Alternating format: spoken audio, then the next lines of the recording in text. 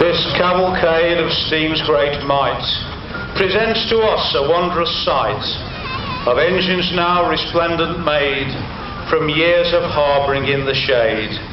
They came from yard and field or wood, and in their twilight silent stood.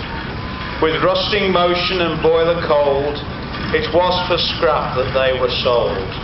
Then in the summer's sweltering scorch, their end it was the burner's torch.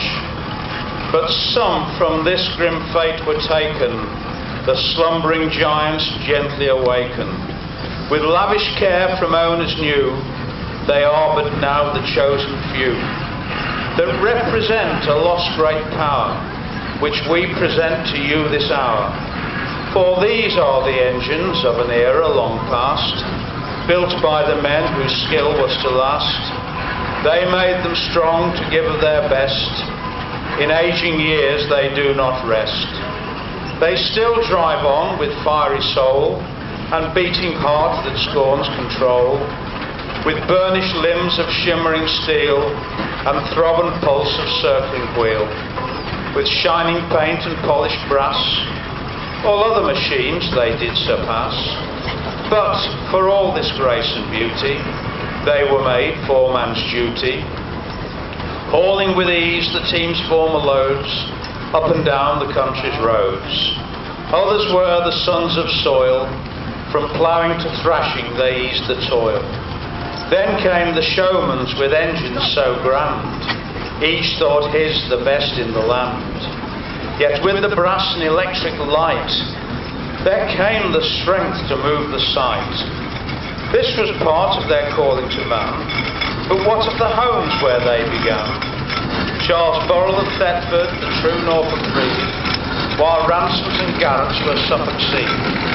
Next came Lincoln, its four famous sons, of Roby, Clayton, Foster and Rustons. Marshals of Gainsborough in that same shire, they made engines for all to admire. Then in Cheshire, the land of salt, Fodens were built with never a fault. But with pride, the county of Selham made their sentinels go with a gallop. Further north, in the city of Leeds, Fowlers and McLaren sufficed the needs.